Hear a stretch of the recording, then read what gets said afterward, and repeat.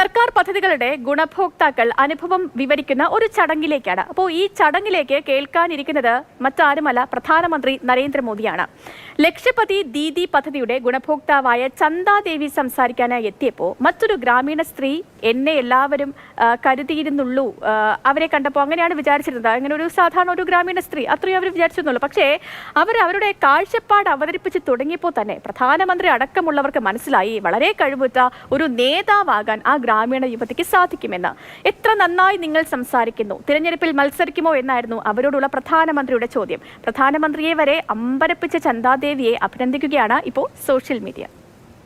जय हिंद, जय भारत। चंदा देवी जी, आपकी पढ़ाई क्या हुई है? Sir inter pass. तो आप इतना बढ़िया भाषण करती हैं। जी सर। तो कभी चुनाव लड़ी हो क्या? नहीं सर। तो लड़ोगी? नहीं सर, ये सर आपसे हम इंस्पायर होते हैं सर। आप जो प्रयास करते हैं सर, हम उनसे अपना कदम मिलाकर चलते हैं। इस वजह से जो हम आज हासिल कर पाए हैं सर, ये हमारा सौभाग्य है कि हम आपके सामने उपस्थित हैं सर, और आपके सामने दो बातें बोल रहे हैं सर। ये हमारे लिए बहुत बड़ी गर्व की बात है। अरे सब महिलाएं तालियां बजाएंगी। രഞ്ജുഷയുണ്ട് നമുക്കൊപ്പം. രഞ്ജുഷ, നമ്മൾ ഈ ഒരാളെ കണ്ട് അവരെ നമ്മൾ ഒരിക്കലും വിലയിരുത്തരുത് എന്നുള്ള ഒരു പ്രസ്താവന, അതിനെയൊക്കെ അടിവരയിടുന്ന തരത്തിലുള്ളതാണ് ഇപ്പോൾ ചന്ദാദേവിയുടെ അസാധ്യ പെർഫോമൻസ് അല്ലേ?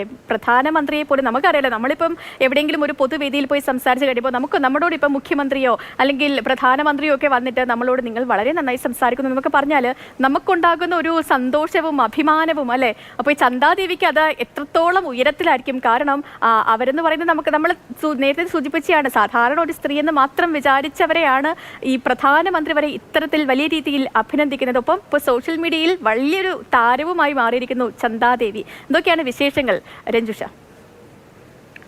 സേതു, വാരണാസി ലോക്സഭാ മണ്ഡലത്തിൽ സർക്കാർ പദ്ധതികളുടെ ഗുണഭോക്താക്കളുമായി സംവദിക്കുന്ന ഒരു പരിപാടി നടക്കുന്നു. ഈ പരിപാടിയിൽ പ്രധാനമന്ത്രി നരേന്ദ്രമോദി നിരവധി സ്ത്രീകളുമായി സംവദിക്കുന്നുണ്ട്.